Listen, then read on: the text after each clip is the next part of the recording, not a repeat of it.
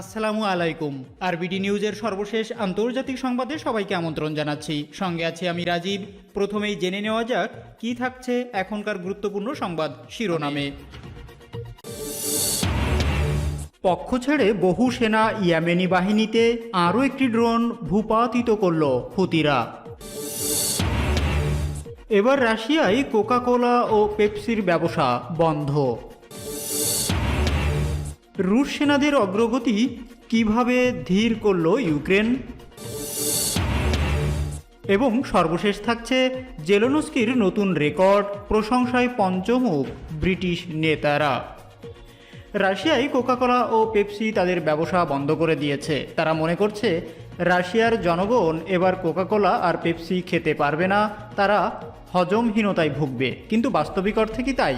বাস্তবিক অর্থে রাশিয়ার জনগণ কি কোকাকোলা বা পেপসির তৃষ্ণায় মেটাতে পারবে না অন্য কোনো পানীয় ব্যবহার করে? আর এছাড়াও ভ্লাদিমির জেলেনস্কি যে রেকর্ড করেছেন সে সম্পর্কে বিস্তারিত থাকছে ভিডিওর শেষ অংশে, সুতরাং ভিডিওটি শেষ পর্যন্ত দেখার জন্য বিনীতভাবে অনুরোধ রইল। এছাড়াও রুশ সেনাদের অগ্রগতি ইউক্রেন যে বন্ধ করে দিয়েছে, এই সক্ষমতাকে অর্থাৎ ইউক্রেনের এই সক্ষমতা সম্পর্কে আপনারা আপনাদের মূল্যবান মতামত অবশ্যই কমেন্টস আকারে জানিয়ে দিবেন। এতক্ষণ সংবাদ শিরোনামগুলো শুনছিলেন, এখন বিস্তারিত। তবে তার আগে রিকোয়েস্ট থাকবে ভিডিওটিতে একটি লাইক করুন, এবং আপনি যদি চ্যানেলে নতুন হয়ে থাকেন চ্যানেলটি সাবস্ক্রাইব করে পাশে থাকা বেল আইকনটি অন করে দিন। পক্ষ ছেড়ে বহু সেনা ইয়েমেনি বাহিনীতে আরও একটি সৌদি ড্রোন ভূপাতিত করল হুতিরা। ইয়েমেনের হুতি আনসারুল্লাহ আন্দোলন সমর্থিত সামরিক বাহিনী মার্কিন নির্মিত আরও একটি ইসকন ঈগল গোয়েন্দা ড্রোন ভূপাতিত করেছে। দেশের উত্তর পূর্বাঞ্চলীয় হাজ্জা প্রদেশের আকাশ থেকে ড্রোনটি ভূপাতিত করা হয়। ইয়েমেনের সামরিক বাহিনীর মুখপাত্র ব্রিগেডিয়ার জেনারেল ইয়াহিয়া সারি সামাজিক যোগাযোগ মাধ্যম টুইটারে দেওয়া এক পোস্টে এই তথ্য জানিয়েছেন।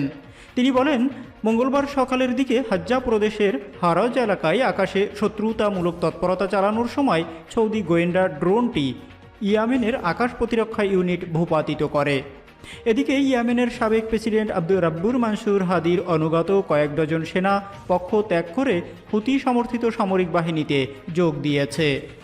ইয়েমেনের মধ্যাঞ্চলীয় তেল সমৃদ্ধ মারিব প্রদেশে এই ঘটনা ঘটেছে। গত কয়েক মাস ধরে মারিব প্রদেশের দুপক্ষের মধ্যে প্রচণ্ড সংঘর্ষ চলছে এবং হুতি সমর্থিত সামরিক বাহিনীর অগ্রাভিযান অব্যাহত রয়েছে। ইয়েমেনের রাষ্ট্রীয় বার্তা সংস্থা সাবা জানিয়েছে, মনসুর হাদির অনুগত সেনাবাহিনী ৩১০তম ব্রিগেড এবং ১১৪তম ব্রিগেড থেকে ৪০ জন কর্মকর্তা ও মাঠ পর্যায়ের সেনা পক্ষ ত্যাগ করে হুতি সমর্থিত সেনাবাহিনীতে যোগ দিয়েছে। এবার রাশিয়ার কোকাকোলা ও পেপসি ব্যবসা বন্ধ।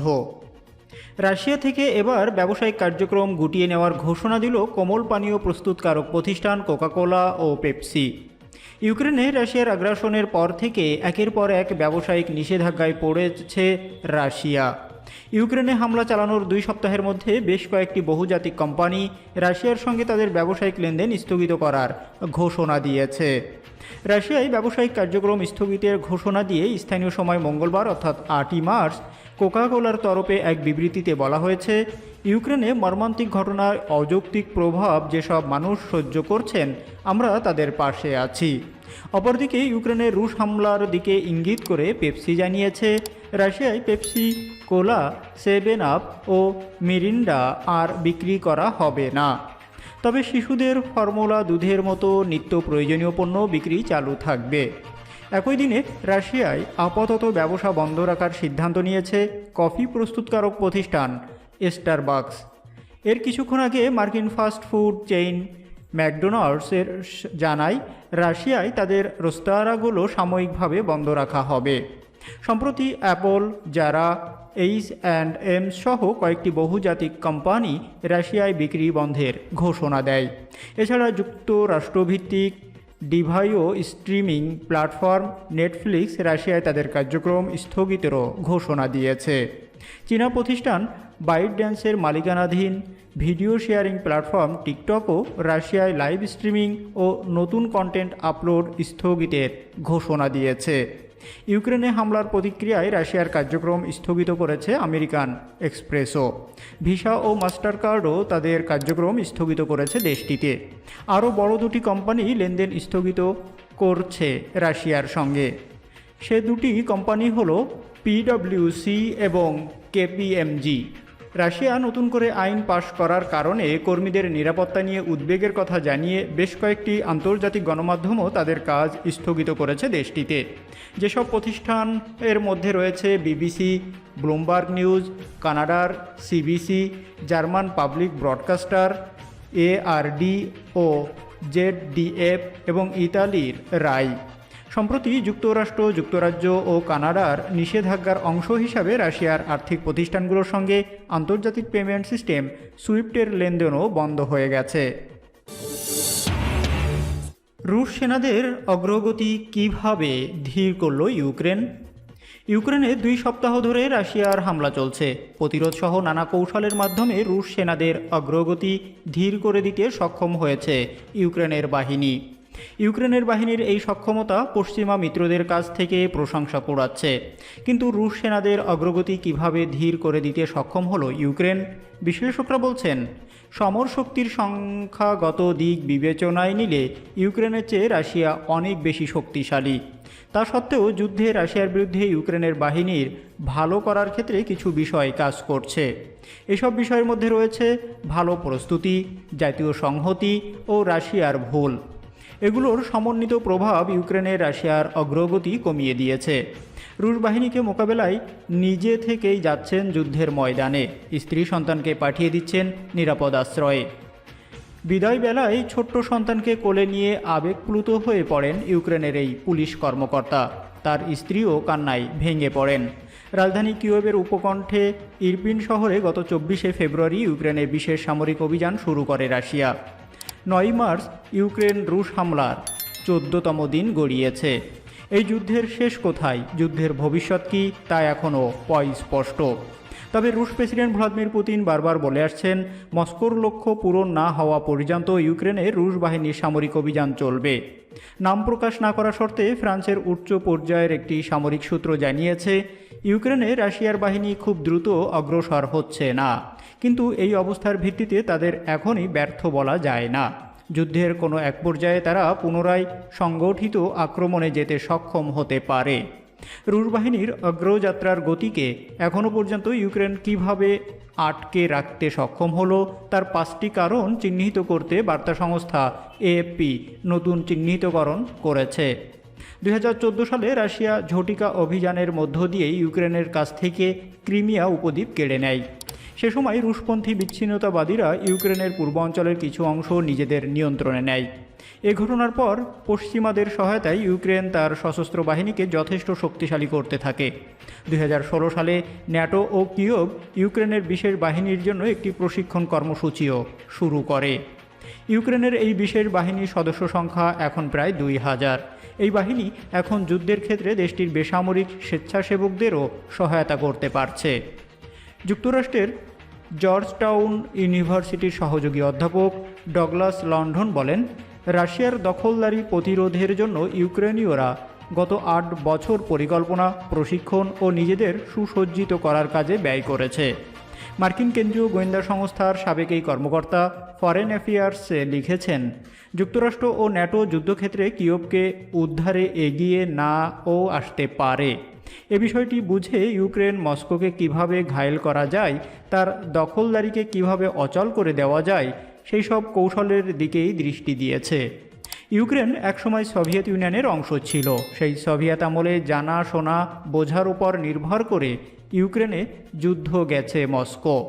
তারা ইউক্রেনীয় বাহিনীর ঘরের মাঠের সুবিধার দিকটিকে অবমূল্যায়ন করেছে বলে প্রতীয়মান হয়। ইউক্রেনে হামলা চালালে কি কি ভূখণ্ডগত অসুবিধার সম্মুখীন হতে হবে রাশিয়ার, সেই সম্পর্কিত হিসাব রাশিয়ায় ভুল আছে। আবার আক্রমণকারী বাহিনীর বিরুদ্ধে স্থানীয় জনগণের অস্ত্র হাতে তুলে নিয়ে প্রতিরোধ গড়ার সক্ষমতা সম্পর্কেও রাশিয়ার চিন্তাভাবনায় ভুল লক্ষণীয়। অনিয়মিত যুদ্ধের এমন পরিস্থিতিতে কোনো দুর্বল বাহিনী তাদের শক্তিশালী প্রতিপক্ষের বিরুদ্ধে স্থানীয় সুবিধাগুলো সর্বাধিক সুফল নিতে পারে। এ প্রসঙ্গে ইন্টারন্যাশনাল সিকিউরিটি অ্যাফেয়ার্স কলেজের অধ্যাপক স্পেন্সার মেরেডিথ বলেছেন, রাশিয়ার বাহিনীর বিরুদ্ধে ইউক্রেনের বাহিনী ভূখণ্ডগত সুবিধা, স্থানীয় জ্ঞান ও সামাজিক যোগাযোগের সুফল পাচ্ছে।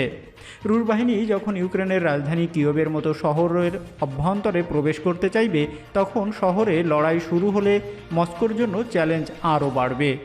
ফরাসি সামরিক সূত্রের ভাষ্য, এই বিষয়টি সবকিছুই পরিবর্তন করে দেয়। রুশ বাহিনীর রাস্তার প্রতিটি কোণে, ভবনে ভবনে সমস্যায় পড়বে। জেলেনস্কির রেকর্ড, প্রশংসায় পঞ্চমুখ ব্রিটিশ নেতারা।